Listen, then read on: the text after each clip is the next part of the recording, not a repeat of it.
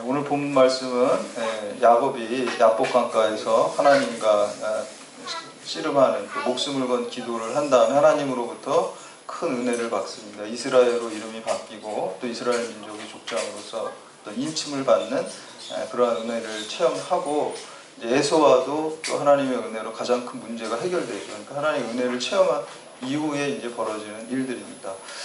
근데 사실 우리가 은혜 받은 다음에 삶이 더 중요하거든요. 우리도 그렇잖아요. 저희가 잘 되고 성공하지 못했을 때는 마음이 굉장히 겸손합니다. 그래서 이제 내가 이제 높은 위치에 가거나 잘 되면 겸손하게 살겠다 이런 마음가짐을 하는데 또 막상 그 자리에 가면 실제로 가면 그걸 지키는 게 이렇게 생각처럼 쉽지가 않아요.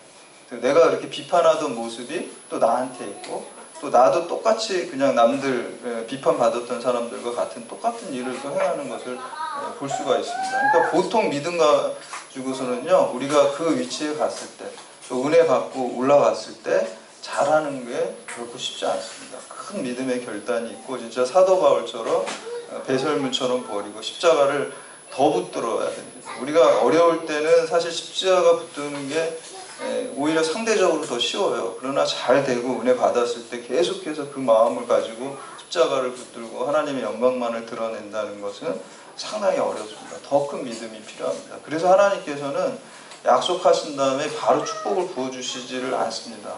왜냐하면 그 축복이 그 사람을 더 망치고 지옥의 자녀가 되게 하기 때문에 오랜 기간 연단을 거치는 것을 볼 수가 있습니다. 오늘도 우리가 함께 읽은 그 말씀도 그러한 부분이 하나님이 약속하시고 은혜를 주시고 또 연단의 기간을 거치는 것을 볼 수가 있습니다. 그래서 은혜 받은 후가 더 중요하다라는 그 말씀으로 우리가 나눌 때 우리가 믿음의 경각심을 가지고 끝까지 최후 승리하는 여러분들 다 되시기를 주님의 이름으로 축원합니다. 첫 번째는 은혜 받은 다음에 안주하지 말아야 됩니다. 우리가 은혜 체험하면은 이제 하나님의 음성도 듣고 은혜를 체험하면은 좋은 일만 쫙 펼쳐지겠다라고 이렇게 생각하지만 성경에 보면 실제 그렇지 않습니다. 먼저 약속을 받고 은혜를 체험하면 시험이 있고 고난이 있고 연단이 있습니다. 그리고 그것까지 다 거쳐야지 하나님께서 약속하신 일을 드디어 이제 펼칠 수 있게 되는 거예요. 그 기간은 하나님이 계획하신 것마다 조금씩 다르지만 10년이 걸릴 수도 있고 20년이 걸릴 수도 있고요.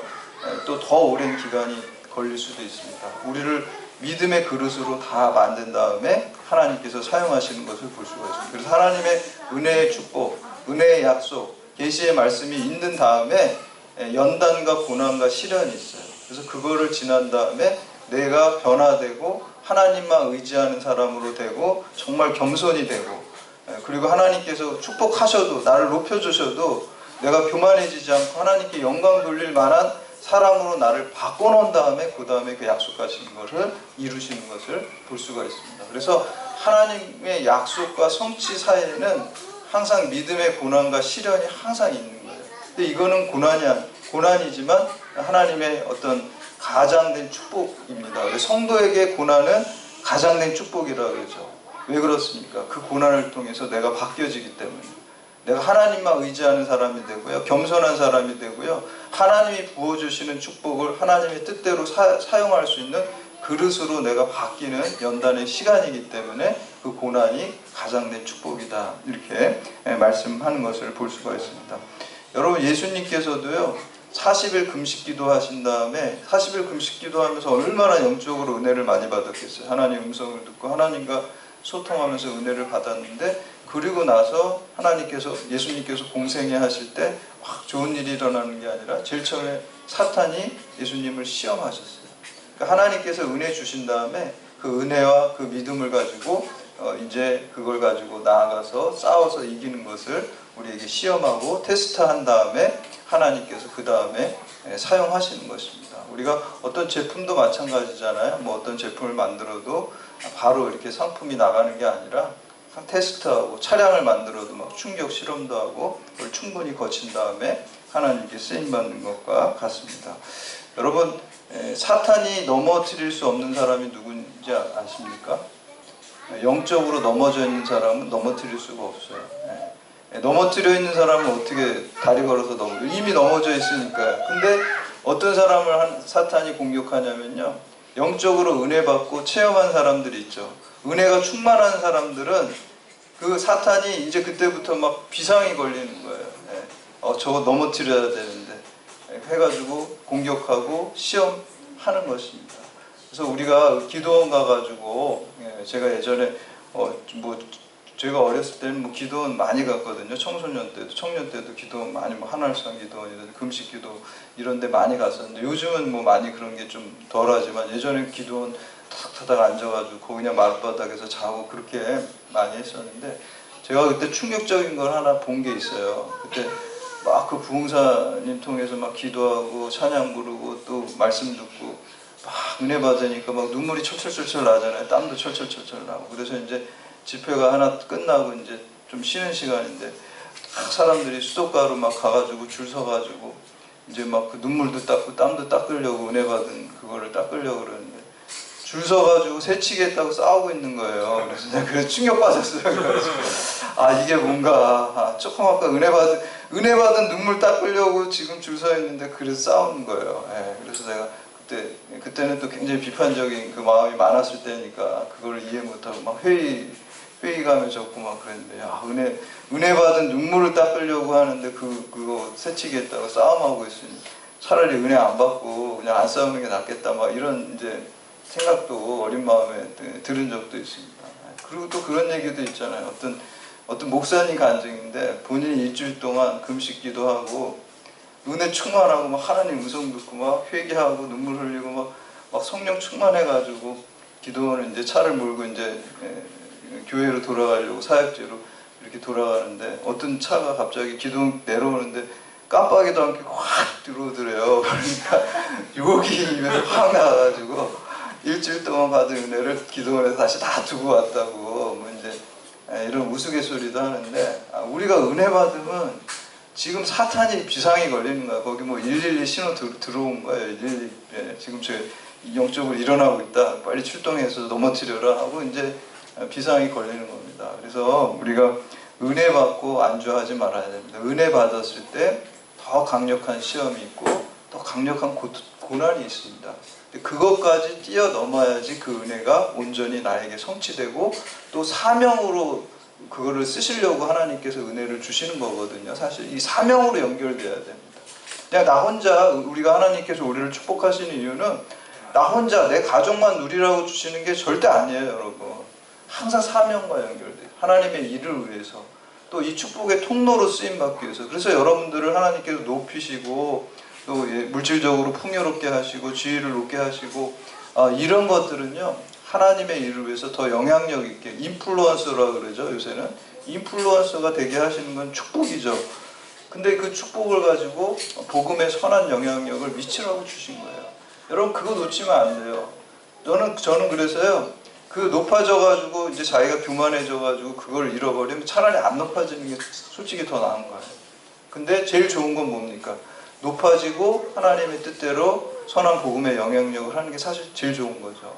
근데 그렇게 되기 위해서 하나님이 만드시는 거예요. 그래서 여러분들이 높아졌을 때도 정말 그 초심을 잃지 않는 건 굉장히 큰 믿음이 없이는 사실 힘듭니다. 그래서 여러분들 그걸 꼭 아시고요.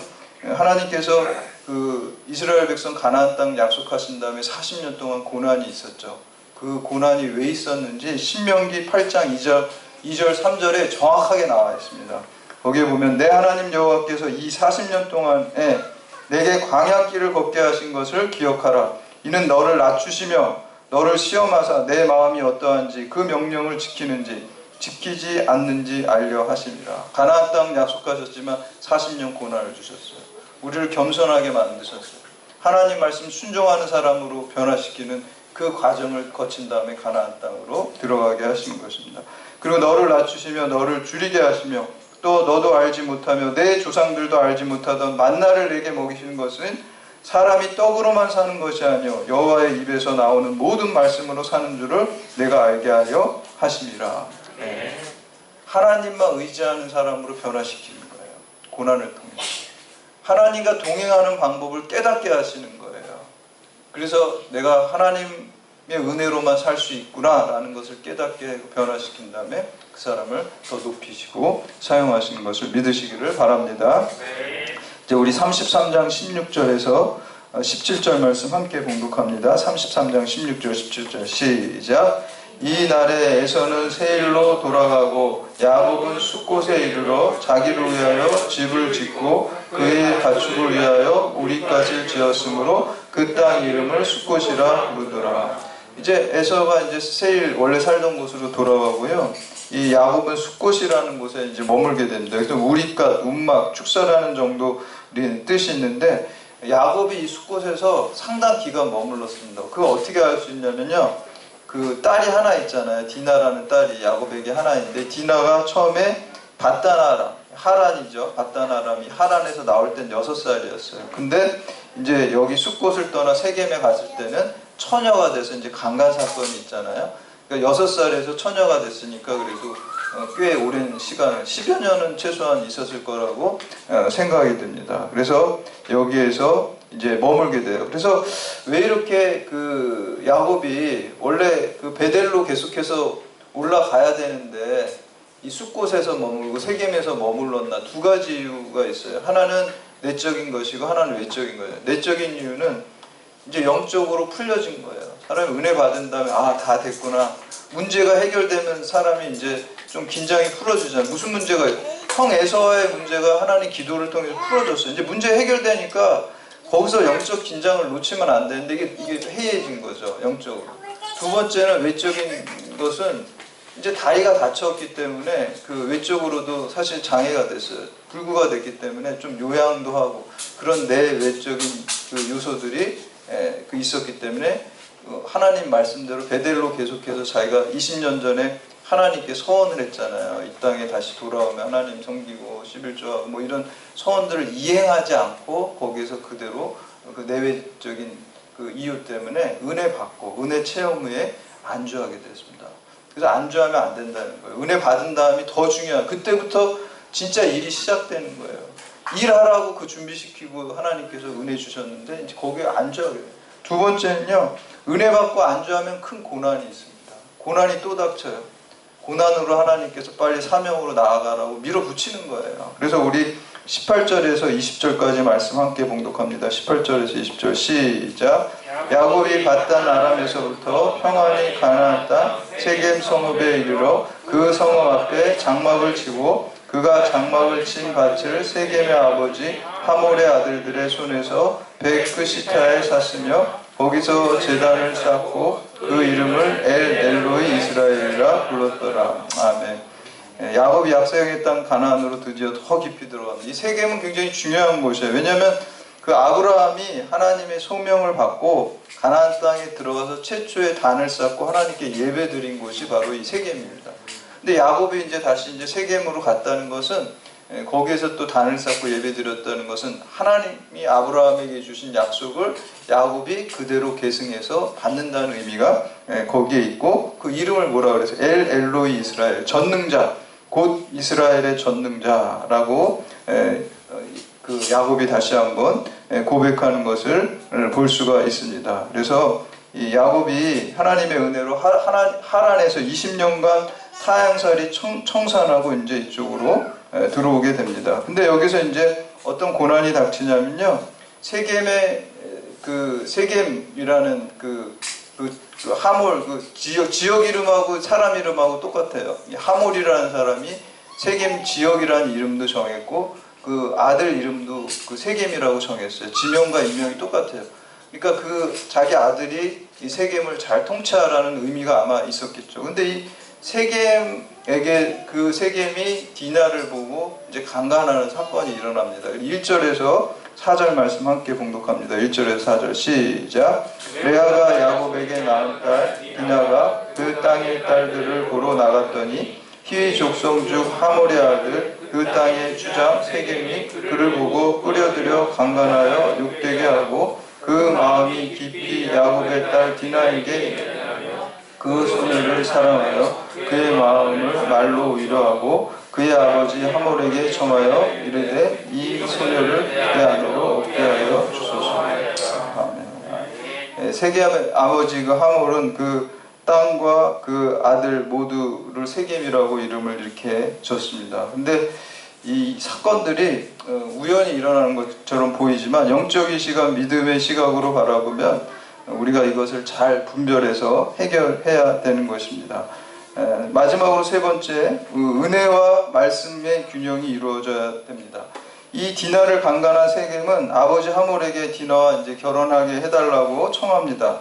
그리고 하몰이 야곱을 찾아와서 디나와 세겜을 결혼시킬 뿐만 아니라 우리 딸도 며느리로 데려가서 이렇게 소통하자 그래요. 어떻게 보면 굉장히 좀 친화적인 좀 좋은 말로 들립니다. 우리 8절하고 10절 말씀 함께 봉독합니다. 시작. 하몰이 그들에게 이르러 내 아들 세겜이 마음으로 너희 딸을 연연하여 하니 원하건대 그를 세겜에게 주어 아내로 삼게 하라. 너희가 우리와 통혼하여 너희 딸을 우리에게 주며 우리 딸을 너희가 데려가고 너희가 우리와 함께 하고자 하되 땅이 너희 앞에 있으니 여기에 머물러 매매하며 여기서 기업을 얻으라. 일견 듣기엔 굉장히 설득력 있게 들리죠. 근데 여러분 이거 자세히 들어보면요, 이 하몰이라는 사람은 윤리도 도덕도 없는 사람이에요. 여러분 딸을 강간했으면 처음에 뭐 해야 돼요? 이해관계를 얘기할 게 아니에요. 일단 사죄해야 돼요. 예. 진짜 무릎 꿇고 사죄해야 될 일입니다. 이거는 그게 없어요. 이 하나님을 알지 못하면, 이게 하나님 신이 없으면 도스토옙스키도 그 얘기 하잖아요. 어떤 일이든 다 할 수 있다는 거예요. 이게 부도덕하다는 걸 모르는 거예요. 그냥 이해관계로 우리 딸, 우리 아들이 네 딸을 범했으니까 그냥 결혼하고 그냥 화친하고 너희 딸도 우리 아들한테 결혼식, 이런 얘기를 지금 하고 있는 거예요. 이건 나중에 서로 화해됐을 때 그런 얘기를 할 수 있는 거죠. 사과하고 사죄해야 되는데 이런 이해관계를 앞세운 것을 볼 수가 있습니다. 근데 더 문제는 하몰은 하나님의 말씀이 기준이 없는 사람이니까 윤리도덕이 없다라고 말할 수 있어요. 근데 문제는 여기에서 야곱이 분명한 말씀의 기준을 가지고 대응을 하지 못하는 것을 보고, 이게 더 문제라는 거예요. 말씀의 균형이 없다는 거예요. 은혜 받은 체험은 있는데 말씀의 기준을 가지고 야곱이 중심을 잡고 이스라엘 지파의 아버지로서 그것을 분명히 잘라낼 수 있어야 되는데 그러지 않고 어떻게 됩니까? 그 아들들이 나중에 할례받지 않은 그 민족들과 거래할 수 없다 그래 속이잖아요. 다 할례받게 만들잖아요. 그래야지 우리 딸들과 결혼시킬 수 있다 그런 다음에 그 아들들이 다 가서 그 세겜 족속들을 다 칼로 죽여버립니다. 엄청난 살상이 일어나는, 그 근저에는요 야곱이 말씀의 균형을 입지 못하고 중심을 잡지 못한 그 아버지의 책임이 있습니다. 그러니까 여러분, 야곱이 약복강가에서 정말 어떻게 보면 지금 요즘 우리말로 하면 성령 체험하고 은혜 받고 하나님 음성 듣고 축복도 받고 은혜 체험을 했잖아요. 근데 그 체험은 분명히 있는데 그걸 하나님의 말씀의 기준에다 그거를 적용시키지 못했어요. 균형이 없었다는 거예요. 여러분 오늘날도 마찬가지입니다. 우리가 뭐 하나님의 말씀을 받고 뭐 음성을 듣고 계시를 받지만 이 말씀의 기준의 그 체험들을 잘 비추어서 리프렉션 해야 돼요. 반성하고 묵상해야 돼요. 하나님이 주신 말씀이, 하나님이 주신 이 체험이, 이 은혜가 어떻게 말씀과 같이 갈 수 있는가를 생각해야 됩니다. 그렇지 않으면요 이단이 되는 거예요. 내가 직통 계시 받았으니까 이 말씀도 다 버리고 하는 그 이단. 이 말씀보다 자기 체험과 은혜 체험이 더 중요하게 우회되어 있으면 안 됩니다. 여러분, 그래서 우리가 항상 그 체험과 이 말씀이 늘 균형이 있어야 되기 때문에 여러분 말씀 읽어야 되고요. 또 기도해야 돼요. 기도는 어떻게 보면 영적인 체험을 하는 거거든요. 그리고 말씀을 읽는 것. 그래서 말씀과 기도를 강조하는 게 말씀과 기도의 그 균형을 말하고 그것이 건강한 신앙으로 세워질 수 있습니다. 그래서 저는 저 확장시키면요. 성서, 이 성서 말씀이죠. 그리고 전통, 우리 기독교 전통이 있잖아요. 그리고 이성도 하나님이 주신 거잖아요. 그리고 체험, 이 네 가지가 균형을 이룰 때 건강한 기독교 신앙이 되고 하나님께서 맡기신 사명을 감당할 수 있습니다. 우리 교회, 우리 한국에 있는 교회들을 보면요, 교단들이나 어떤 개인적인 신앙 보면 어느 하나만 있고 균형을 잃어버릴 때 문제가 돼요. 굉장히 보수적인 교단은 성서를 강조하죠. 물론 성서가 제일 중요하죠. 근데 성서만 강조하고 어떤 체험이라든지 이성이라든지 전통적인 걸 무시하면 문자주의에 빠지게 돼요. 이 성서는 문자주의가 중요하긴 하지만 이 상징적인 것들이 많이 있습니다. 그렇기 때문에 그 문자를 포함해서 상징적인 요소들을 우리가 잘 해석하고 이해해야 되는 이성적인 작업도 같이 돼야 돼요.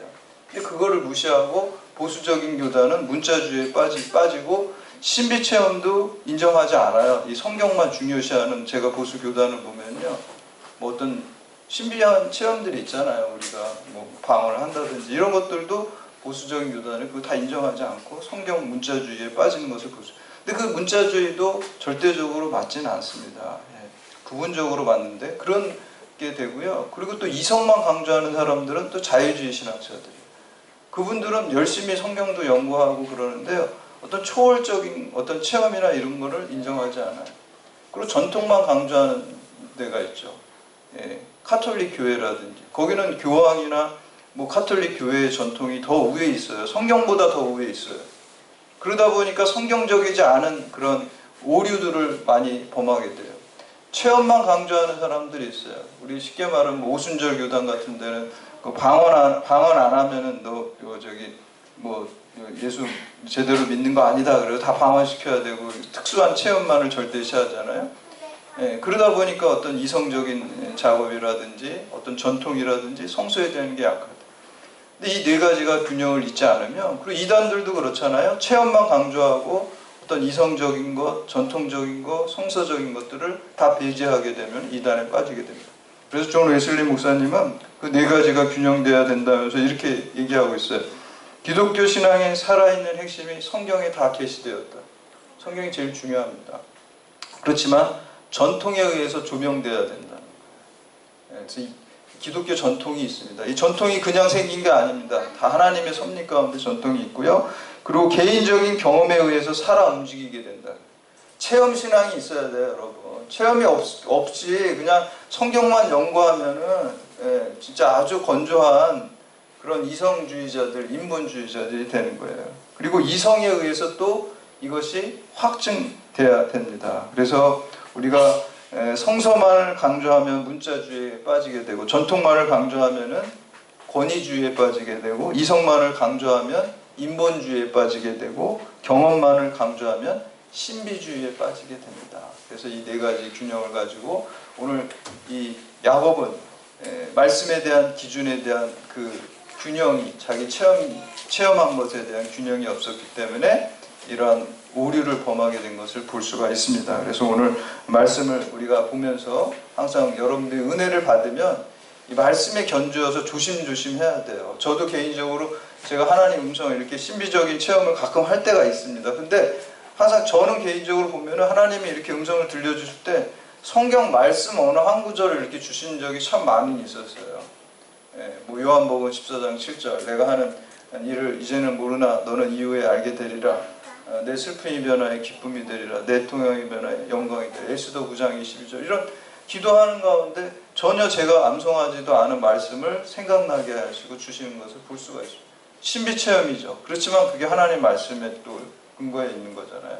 그래서 여러분들이 꼭 이렇게 성경 말씀을 그건 아니더라도 어떤 음성을 주셨을 때 항상 성경을 읽으면서 묵상하면서 그 말씀에 비추어서 내 체험을 어떻게 적용할 것인지 또 어떻게 판단할 것인지를 늘 기도하면서 할 때 건강한 신앙으로 세워지는 것입니다. 그래서 여러분 은혜 체험하고 은혜 받은 다음에 더 중요합니다. 그래서 야곱이 야복강가에서 큰 은혜를 받았지만 그것을 제대로 말씀의 기준의 균형을 잃었기 때문에 이런 오류를 범한 것인데, 여러분들은 항상 말씀의 균형을 가지고 은혜 받았을 때 안주하지 않고 더 말씀과 균형을 통해서 하나님의 뜻을 이룬 여러분들 다 되시기를 주님의 이름으로 축원합니다. 이제 다 같이 자리에